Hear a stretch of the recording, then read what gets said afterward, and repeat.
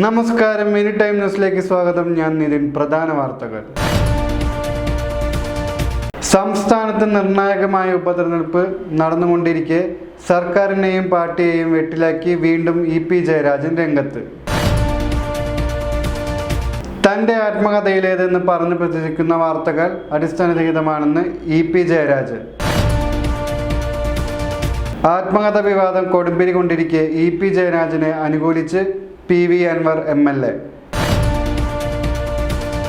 ഉപതെരഞ്ഞെടുപ്പ് ഒഴിവാക്കാമായിരുന്നുവെന്ന് സിനിമാ സംവിധായകൻ ലാൽ ജോസ്. വടക്കാഞ്ചേരിയിലെ ചേട്ടൻ ബാവയും അനിയൻ ബാവയും. ശബരിമല ഭക്തർക്ക് മണ്ഡലകാലത്തും മകരവിളക്ക് സമയത്തും പമ്പയിൽ വാഹന പാർക്കിംഗ് അനുവദിച്ച് ഹൈക്കോടതി. വാർത്തകൾ വിശദമായി. സംസ്ഥാനത്ത് നിർണായകമായ ഉപതെരഞ്ഞെടുപ്പ് നടന്നുകൊണ്ടിരിക്കെ സർക്കാരിനെയും പാർട്ടിയെയും വെട്ടിലാക്കി വീണ്ടും EP ജയരാജൻ രംഗത്ത്. സംസ്ഥാനത്ത് നിർണായകമായ ഉപതെരഞ്ഞെടുപ്പ് നടന്നുകൊണ്ടിരിക്കെ സർക്കാരിനെയും പാർട്ടിയെയും വെട്ടിലാക്കി വീണ്ടും EP ജയരാജൻ രംഗത്ത്. EP ജയരാജന്റെ ആത്മകഥയായ കട്ടൻ ചായയും പരിപ്പടയും എന്ന പുസ്തകത്തിൽ പാർട്ടിക്കെതിരെയും രണ്ടാം പിണറായി സർക്കാരിനെതിരെയും രൂക്ഷ വിമർശനമാണുള്ളത്. രണ്ടാം പിണറായി സർക്കാർ ദുർബലമാണെന്ന വാദമാണ് EP ജയരാജൻ പുസ്തകങ്ങളിൽ ഉയർത്തിയിട്ടുള്ളത്. ജനക്ഷേമ പ്രവർത്തനങ്ങൾ നിരവധിയുണ്ടെങ്കിലും ഇതിനപ്പുറം ജനങ്ങൾ സർക്കാരിൽ നിന്നും പ്രതീക്ഷിക്കുന്നുണ്ട്. ഒന്നാം പിണറായി സർക്കാരിനെ കുറിച്ചുള്ള മികച്ച അഭിപ്രായം രണ്ടാം പിണറായി സർക്കാരിനില്ല എന്ന് മാത്രമല്ല, താരതമ്യേന ദുർബലമാണെന്ന വാദവും ജയരാജൻ പുസ്തകത്തിൽ ഉയർത്തി. സംഘടനാപരമായും രാഷ്ട്രീയപരമായും തിരുത്തലുകൾ വേണമെന്നും ലോക്സഭാ തിരഞ്ഞെടുപ്പിലെ സ്ഥാനാർത്ഥി നിർണയം പാളിയോ എന്ന സംശയമുണ്ടെന്നും EP ജയരാജൻ പറയുന്നു. ഇതുകൂടാതെ P സരിനെതിരെയും ജയരാജൻ രംഗത്തെത്തി. സ്ഥാനമാനങ്ങൾ പ്രതീക്ഷിച്ചു വരുന്നവർ വയ്യാവേലിയാണെന്നും PV അൻവർ പോലും ഇത്തരം പ്രതീകമായിരുന്നുവെന്നും EP പറയുന്നു. സരിനെ സ്ഥാനാർത്ഥിയാക്കിയ തീരുമാനം ശരിയോ തെറ്റോ എന്ന് കാലം തെളിയിക്കുമെന്നും EP പറയുന്നുണ്ട്. അൻവറിന്റെ പിന്നിൽ തീവ്രവാദ ശക്തികളാണെന്നും EP കൂട്ടിച്ചേർത്തു. തൻ്റെ ആത്മകഥയിലേതെന്ന് പറഞ്ഞു പ്രചരിക്കുന്ന വാർത്തകൾ അടിസ്ഥാനരഹിതമാണെന്ന് EP ജയരാജൻ. തന്റെ ആത്മകഥയിലേതെന്ന് പറഞ്ഞ് പ്രചരിക്കുന്ന വാർത്തകൾ അടിസ്ഥാനരഹിതമാണെന്ന് CPIM നേതാവ് EP ജയരാജൻ. പുറത്തുവരുന്നത് വ്യാജ വാർത്തകളാണെന്നും കവർ ചിത്രം പോലും തയ്യാറാക്കിയിട്ടില്ലെന്നും അദ്ദേഹം പറഞ്ഞു. വിഷയത്തിൽ നിയമ നടപടി സ്വീകരിക്കുമെന്നും അദ്ദേഹം പ്രതികരിച്ചു. തികച്ചും അടിസ്ഥാനപരമായ വാർത്തയാണിത്. ആത്മകഥ എഴുതിക്കൊണ്ടിരിക്കുകയാണ്. ഇപ്പോഴും അത് പൂർത്തിയാക്കിയിട്ടില്ല. എഴുതിക്കഴിഞ്ഞ കാര്യങ്ങൾ ഒരാൾക്കും ഇതുവരെ ഞാൻ കൈമാറിയിട്ടില്ല. പ്രസിദ്ധീകരിക്കട്ടെ എന്ന് ചോദിച്ച് പ്രസാധകർ വിളിച്ചിരുന്നു. അവസാന ഭാഗം ഞങ്ങൾ എഴുതിയാൽ പോരെയെന്ന് DC ചോദിച്ചു.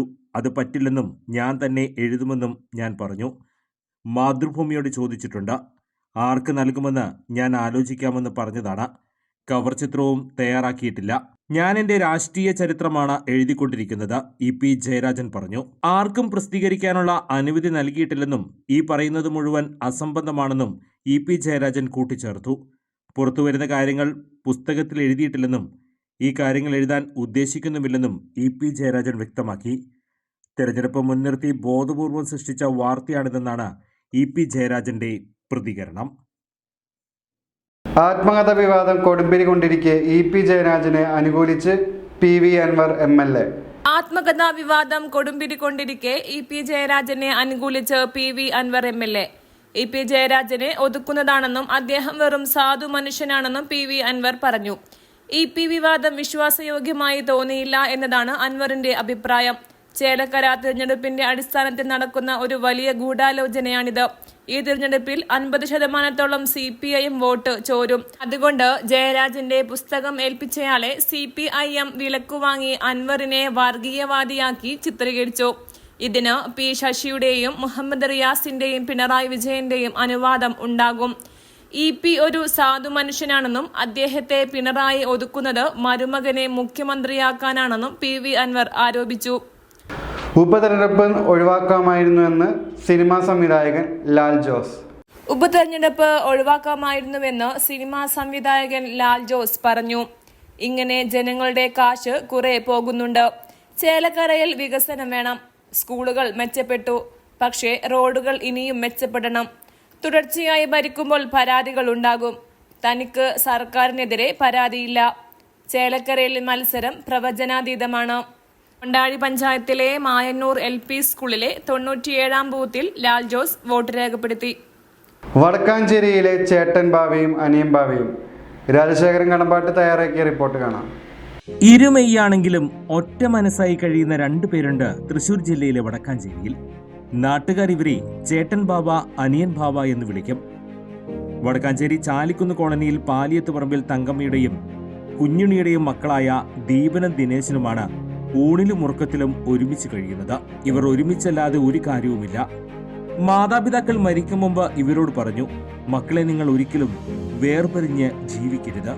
ആ വാക്കുകൾ മനസ്സിൽ കുറിച്ചിട്ട് ഇവർ ഇതുവരെ വേർപിരിഞ്ഞ് ജീവിച്ചിട്ടില്ല. അച്ഛനമ്മയുടെ ആഗ്രഹമാണ് മരണം വരെ നിങ്ങൾ ഒരുമിച്ച് ജീവിക്കണം, വഴക്കൂടാണ്ട് തല്ലൂടാണ്ടൊക്കെ പിരിഞ്ഞ് പോകാണ്ട് നോക്കണം, നല്ല രീതിയിൽ പോകണം എന്നൊക്കെ അവരുടെ ആഗ്രഹമാണ്. അങ്ങനെ ഒരുമിച്ച് തന്നെയാണ് ഇത്ര കാലയും ആയിട്ട്, അങ്ങനെ ഒരുമിച്ച് തന്നെയാണ്, കൂട്ടുകുടുംബമാണ്. ഒന്നിച്ച് വഴക്കും വെക്കണം ഇതൊന്നുമില്ലാതെ ജീവിച്ച് പോകുന്നു. അങ്ങനെ ചേട്ടനഞ്ചന്മാരെ അവിടെ കാണാൻ തന്നെ ഭൂമിയിൽ വളരെ കുറവാണ്. അങ്ങനെ സന്തോഷത്തോടു കൂടി ഇങ്ങനെ ജീവിച്ച് പോകുന്നു. രണ്ടുപേർക്കും 50 വയസ്സ് പിന്നിട്ടു. ജീവിക്കാൻ വേണ്ടി പെയിന്റിംഗ് പണി തിരഞ്ഞെടുത്തു. എല്ലാ ദിവസവും പണി ലഭിക്കാറില്ല. പണിയില്ലാത്ത ദിവസങ്ങളിൽ ക്ഷേത്രങ്ങളിൽ ദർശനം നടത്തും. അച്ഛനും അമ്മയും വിട പറഞ്ഞപ്പോൾ എല്ലാം നഷ്ടപ്പെട്ട അനുഭവമുണ്ടായി. പർളിക്കാട് തച്ചാനത്ത് കാവി ദേവി സന്നിധിയിലെ ഭാഗവത സത്ര സമാരംഭത്തിലായിരുന്നു മാതാപിതാക്കളുടെ വേർപാട്. സത്രവേദിയിലെ മുഴുവൻ സമയ ധർമ്മസേവകരായി പ്രവർത്തിച്ചതോടെ ഈശ്വരനിലേക്ക് രണ്ടുപേരും എടുത്തു.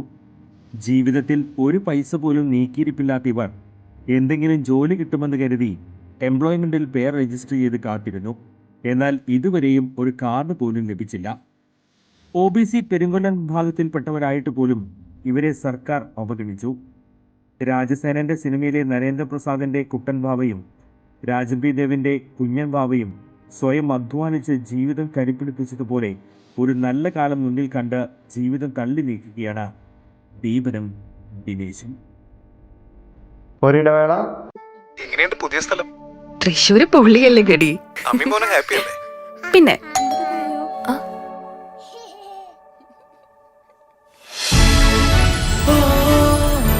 Hi, what is surprise. Hello.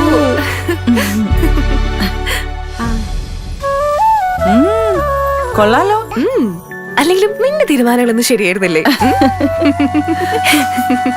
തൃശ്ശൂർക്ക് സ്ഥലം മാറി വന്നപ്പോ ഇവൾക്ക് ഒരു 100 കണ്ടീഷൻസ് ആയിരുന്നല്ലോ. സിറ്റിയുടെ നടുക്ക് തന്നെ ഒരു ലക്ഷറി ഫ്ലാറ്റ് വേണം, അതും നല്ല ലൊക്കേഷൻ, നല്ല ഇന്റീരിയർ, പിന്നെ swimming pool, gym, and most importantly വിശ്വസിക്കാവുന്ന നല്ല strong ബിൽഡറും.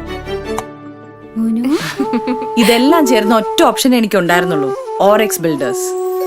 Orex, the builders of trustworthy home spaces. Orex Builders Private Limited, adorning lives. വാർത്തകൾ തുടരുന്നു. ശബരിമല ഭക്തർക്ക് മണ്ഡലകാലത്തും മകരവിളക്ക് സമയത്തും പമ്പയിൽ വാഹന പാർക്കിംഗ് അനുവദിച്ച് ഹൈക്കോടതി. ശബരിമല തീർത്ഥാടകർക്ക് മണ്ഡലകാലത്തും മകരവിളക്ക് സമയത്തും പമ്പയിൽ വാഹന പാർക്കിംഗ് അനുവദിച്ച് ഹൈക്കോടതി. ഹിൽ ടോപ്പ്, ചെക്കുപാലം 2 എന്നിവിടങ്ങളിലാണ് അനുമതി നൽകിയിരിക്കുന്നത്. അനുമതി നൽകാൻ പാടില്ല എന്ന് കേരള പോലീസും KSRTCയും പറഞ്ഞിരുന്നു. എന്നാൽ ഈ എതിർപ്പ് അവഗണിച്ചാണ് ദേവസ്വം ബെഞ്ച് ഉത്തരവ് ഇറക്കിയത്. വർഷങ്ങൾക്ക് ശേഷമാണ് പമ്പയിൽ വാഹന പാർക്കിംഗ് അനുവദിക്കുന്നത്. റോഡിന്റെ ഇരുവശങ്ങളിലും പാർക്ക് ചെയ്യുന്നത് കർശനമായി നിരോധിച്ചിട്ടുണ്ട്. ആരെങ്കിലും റോഡിന് സമീപം വാഹനം പാർക്ക് ചെയ്യുകയാണെങ്കിൽ അവർക്ക് കനത്ത പിഴ ഈടാക്കണമെന്നും കൂടാതെ വാഹനം സ്ഥലത്ത് നിന്ന് നീക്കം ചെയ്യണമെന്നും കോടതി നിർദ്ദേശിച്ചു. അനുമതിയിൽ ഏതെങ്കിലും തരത്തിലുള്ള ബുദ്ധിമുട്ട് ഉണ്ടാക്കുന്ന സാഹചര്യത്തിൽ ഇടപെടുമെന്നും ദേവസ്വം ബെഞ്ച് വ്യക്തമാക്കിയിട്ടുണ്ട്. പമ്പയിൽ കൂടി പാർക്കിംഗ് അനുവദിച്ചാൽ വലിയ വരുമാന നഷ്ടമുണ്ടാക്കുമെന്നും ഗതാഗത കുരുക്കുണ്ടാകുമെന്നും KSRTC വാദിച്ചിരുന്നു. മുൻപ് നിലയ്ക്കൽ വരെ സ്വന്തം വാഹനത്തിൽ എത്തിയ ശേഷം KSRTC ബസ്സിൽ പമ്പയിലേക്ക് യാത്ര ചെയ്യേണ്ട അവസ്ഥയായിരുന്നു. ഈ അവസ്ഥയിലാണ് ഇപ്പോൾ മാറ്റം വരുത്തിയിരിക്കുന്നത്. ഇത് ഭക്തർക്ക് കൂടുതൽ ആശ്വാസം നൽകുമെന്നാണ് പ്രതീക്ഷ. പറയാനുള്ള കാര്യങ്ങൾ തുറന്നു പറയുന്ന വ്യക്തിയാണ് EP ജയരാജൻ എന്ന് തിരുവഞ്ചൂർ രാധാകൃഷ്ണൻ. പറയാനുള്ള കാര്യങ്ങൾ തുറന്നു പറയുന്ന വ്യക്തിയാണ് EP ജയരാജൻ എന്ന് KPCC അച്ചടക്ക സമിതി അധ്യക്ഷൻ തിരുവഞ്ചൂർ രാധാകൃഷ്ണൻ. EP വളരെ നിഷ്കളങ്കനായ വ്യക്തിയാണ്. EP എഴുതിയ പുസ്തകം ശരിയല്ല എന്ന് പറയാൻ ആളല്ല. DC ബുക്സ് പോലൊരു സ്ഥാപനം അദ്ദേഹത്തെ പറയാത്തത് എഴുതാൻ സാധ്യതയില്ലെന്നും അദ്ദേഹം പറഞ്ഞു. DC ബുക്സ് പ്രവർത്തന പാരമ്പര്യമുള്ള സ്ഥാപനമാണ്. പാർട്ടി സമ്മർദ്ദത്തിലാണ് EP ജയരാജൻ ഇതൊക്കെ ഇപ്പോൾ നിഷേധിക്കുന്നത്. പുസ്തകം ഇറങ്ങാതിരിക്കും എന്ന് തോന്നുന്നില്ല. കുറച്ചു കാലത്തേക്ക് തടഞ്ഞുവെക്കാൻ കഴിയുമായിരിക്കും. എല്ലാ കാലത്തും CPIM-ന് അകത്തെ കാര്യങ്ങൾ ഒതുക്കിവെക്കാൻ കഴിയില്ല. EP-ക്ക് അഭിവാദ്യങ്ങൾ നേരുന്നുവെന്നും തിരുവഞ്ചൂർ രാധാകൃഷ്ണൻ പറഞ്ഞു. പുതിയ വിവാദത്തോടെ EP-യുടെ റേറ്റിംഗ് കൂടി. കമ്പളത്തിൽ മാർക്കറ്റ് കൂടി. EP-ക്ക് ഇനിയും എഴുതാൻ കഴിയട്ടെ എന്ന് ആശംസിക്കുന്നു. EP ജയരാജന്റെ ആത്മകഥ വിവാദത്തിൽ പ്രതികരണവുമായി PK ബഷീർ MLA. CPIM നേതാവ് EP ജയരാജന്റെ ആത്മകഥാ വിവാദത്തിൽ പ്രതികരണവുമായി PK ബഷീർ MLA. CPIM-ൽ എന്നും വിവാദമാണെന്നും EP ജയരാജൻ ഉള്ള കാര്യം സത്യസന്ധമായി പറയുകയാണ് ചെയ്യുന്നതെന്നും PK ബഷീർ പ്രതികരിച്ചു. ഇന്നത്തെ ദിവസം പുസ്തക വിവരം പുറത്തു വന്നതിൽ എല്ലാവർക്കും പങ്കുണ്ടാകും. EP അൻവർ കോംബോ ഒന്നും ഉണ്ടാവില്ല. അങ്ങനെ ഒരു മണ്ടത്തരം EP ചെയ്യില്ല, PK ബഷീർ പറഞ്ഞു. 6 ലക്ഷത്തിന് മുകളിൽ പ്രിയങ്ക ഗാന്ധിക്ക് ഭൂരിപക്ഷം ഉണ്ടാകുമെന്നും അദ്ദേഹം പ്രതികരിച്ചു. മറ്റു പാർട്ടികളിൽ ഉള്ളവർ പോലും വോട്ട് ചെയ്യും. പ്രായഭേദമന്യേ പ്രിയങ്കയ്ക്ക് എല്ലാവർക്കും ഇടയിൽ സ്വീകാര്യതയുണ്ട്. പോളിംഗ് ശതമാനം കുറയാൻ സാധ്യതയില്ല. എല്ലായിടത്തും നല്ല തിരക്കാണെന്നും PK ബഷീർ കൂട്ടിച്ചേർത്തു. ആത്മകഥ വിവാദത്തിൽ EP ജയരാജനെ പിന്തുണച്ച് MV ഗോവിന്ദൻ. ആത്മകഥാ വിവാദത്തിൽ EP ജയരാജനെ പിന്തുണച്ച് CPIM സംസ്ഥാന സെക്രട്ടറി MV ഗോവിന്ദൻ. താൻ ആരെയും ഒന്നും ഏൽപ്പിച്ചിട്ടില്ലെന്ന് ജയരാജൻ പറഞ്ഞതാണെന്നും ഇതെല്ലാം മാധ്യമ സൃഷ്ടിയാണെന്നുമായിരുന്നു MV ഗോവിന്ദന്റെ മറുപടി. പാർട്ടിക്ക് ഈ വിഷയത്തിൽ കൃത്യമായ ധാരണയുണ്ട്. ജയരാജൻ തന്നെ എല്ലാ കാര്യങ്ങളും കൃത്യമായി പറഞ്ഞതാണ്. മാധ്യമങ്ങൾ വ്യാജവാർത്തകൾ ഉണ്ടാക്കുകയാണെന്നും ഉപതെരഞ്ഞെടുപ്പ് നടക്കുന്ന ഈ സമയത്ത് തോന്നിവാസം എഴുതി പാർട്ടിയുടെ മേൽ കെട്ടിവെക്കാനുള്ള നീക്കമാണിതെന്നും MV ഗോവിന്ദൻ കുറ്റപ്പെടുത്തി. ഒരിടവേള. തൃശൂർ ആസ്ഥാനമായ ഹോപ്പ് കൗൺസിലിംഗ് സെന്റർ എന്ന സ്ഥാപന പ്രവർത്തനം ആരംഭിച്ചു.